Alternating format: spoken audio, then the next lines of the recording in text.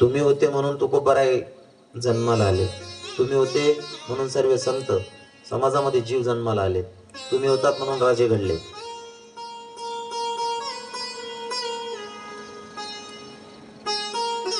पुढे जाऊन राजा दशरथानं बघितलं एक केस पांढरा झालेला केस बघितल्याच्या नंतर मनात आलं की भैया आता आपली उतार वय आलेली आहे, आपण राज्य कारभार सोपवला पाहिजे. तर कोणाला? रामाला. चर्चा चालली रामाला राज्य कारभार सोपवायचा. कथा फक्त तुम्हाला माहिती, मी फक्त विषयाला स्पर्श करून पुढे निघतोय. रामाला राज्य कारभार सोपवायचा आहे. पूर्ण नगरीत ढिंडोरा पेटवला गेला. पर मंत्रा नावाची एक दासी होती. कोण? या नमस्ते, जय श्री राधे.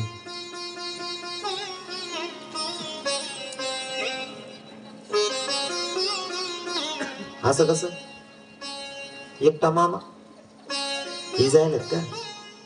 अच्छा, मी म्हणतो नुसतं विष्णू जुनात म्हणतो, लक्ष्मी कोटेश्वर. कारण तुम्ही सोबत येतात ना, ती बघायची सवय झालेली मला. तो ऐका.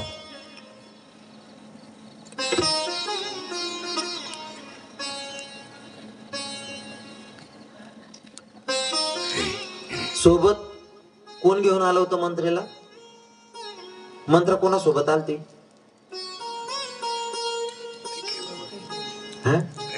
हा, आणि तुम्हाला सांगू का, वाटूड करणार आपल्यातलं कोणी नसतं.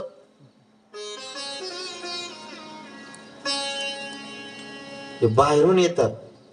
हो, आणि गावरान तुपमा जर का एक थेंबर रॉकेल पडी गे ना, केरोसिन पुरं गावरान तुपना सत्यानाश करीन ठेस.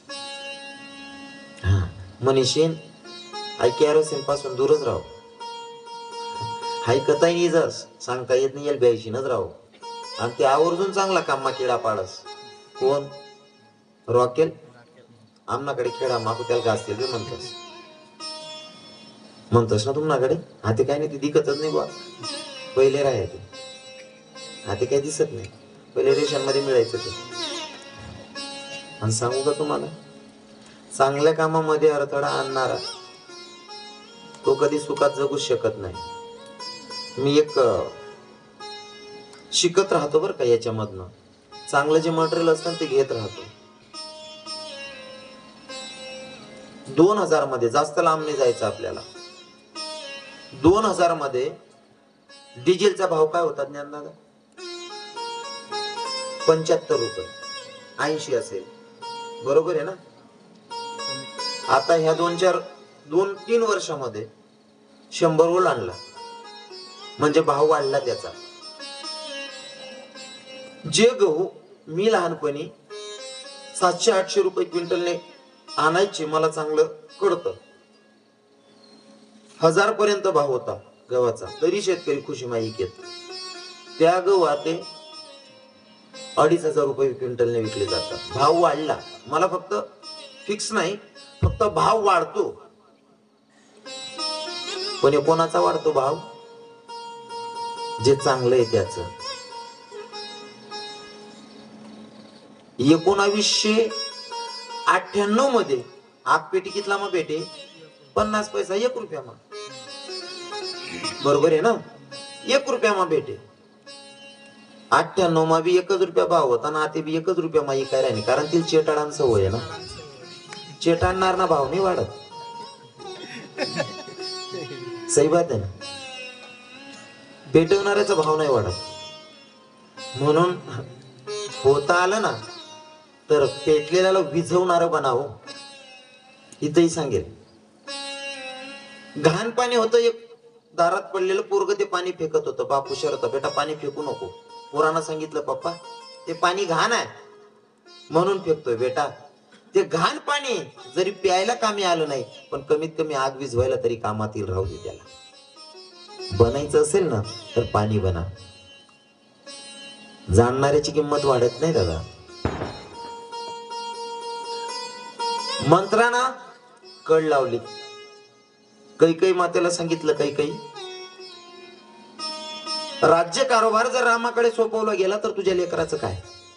मग प्रसंग आहे, काहीतरी कर. उद्या राजगादीवर राम बसेल, तुझा पोरगा तसाच राहील ना. असं तर कैकेयी मातेचं विशेष प्रेम रामावरच होतं. पर कुणी भरलं का? एखाद्याने जर भरलं ना तर मनात शंका घुसते. म्हणून सांगितलं, हातपेटीचा भाव तेव्हा पण वाढलेला नाही, पुढे पण वाढणार नाही. अजून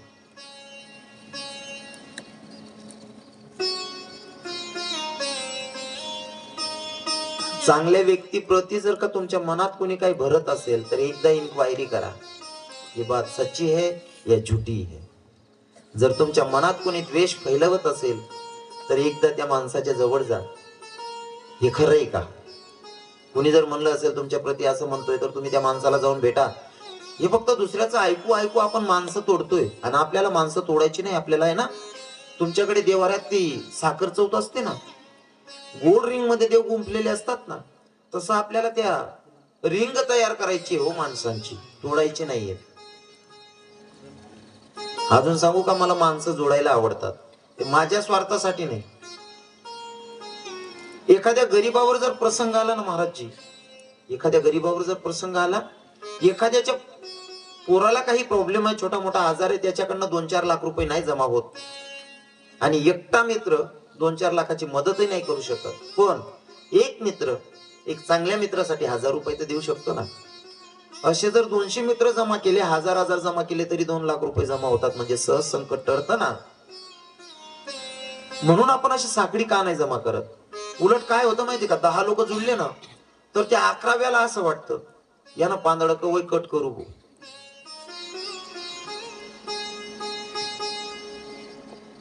तसं मंत्र्यानं तेच केलं.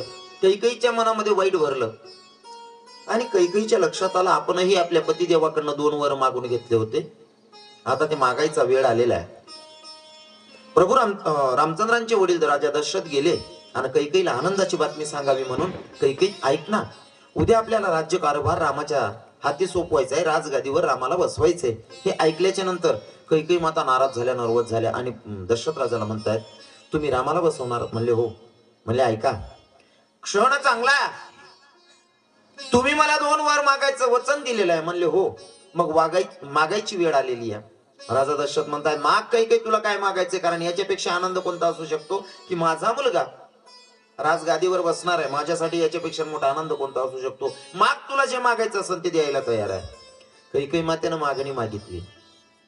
बघा बर का, मागणारा सुद्धा हुशार असला पाहिजे. कैकेयी मातेनं कसं हुशारीनं मागितलं. जर म्हणली असती रामाला 14 वर्षाच्या वनवासाला पाठवा तर दुसरं मागायची गरजच पडली नसती, राजा दशरथ मेले असते ना. म्हणून हुशारीनं मागितलं. काय? ऐका, पहिली मागणी ही असेल, राजगादीवर माझा भरत बसेल. राजा दशरथ नाराज झाले. कैकेयी वेळी झाली काय? मला तुम्ही वचन दिलंय 2 वर मागायचे, पहिलं माझा मुलगा राजगादीवर बसेल. ठीक आहे, कोई बात नाही. आता दुसरा वर मागतो. म्हणले काय?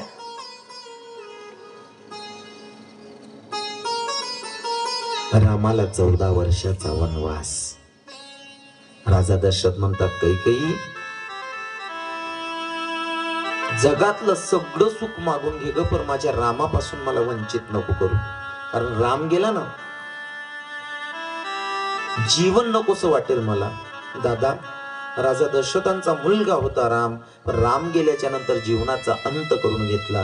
मी तर असं म्हणेल, तुमच्या आमच्यातला जर राम गेला ना तर जीवनाचा अंत असतो, आणि जर आपल्यात राम जिवंत आहे तर आपण लोकांसोबत बोलू शकतो, व्यवहार करू शकतो. ज्या दिवशी आपल्यातला राम निघून जातो ना,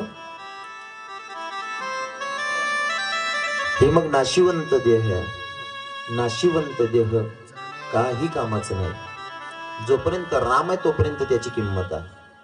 बरोबर आहे ना? तुमच्याकडे पेटी असेल, डब्बा असेल, डब्बामध्ये जोपर्यंत तुमची खाण्याची वस्तू भरलेली आहे तोपर्यंत त्या डब्याला किंमत आहे. ती वस्तू संपल्याच्या नंतर तो डब्बा एका कानाकोपऱ्यात तुम्ही ठेवून देतात, कारण तो कामाचा राहिलेला नाही. जोपर्यंत आपल्यात राम आहे तोपर्यंत आपलं शरीरही कामाचं आहे. नाहीतर, आणि अजून सांगेल, जीवात राम आहे तोपर्यंत ठीक आहे ना. राम किती वेळेस येतो म्हणजे भगवंत आपल्या शरीरात किती वेळेस येतो सांगू का? दिवसाला आपल्या शरीरामध्ये जगाचा मालक भगवंत प्रत्येकाच्या शरीरामध्ये प्रवेश करतो. किती वेळेस? 21,600 वेळेस भगवंत आपल्या शरीरात प्रवेश करतो. पर तो ओळखू आला पाहिजे. राजा दशरथ सांगत होता, कैकेयी रामापासून मला दूर नको करू, ऐक ना कैकेयी.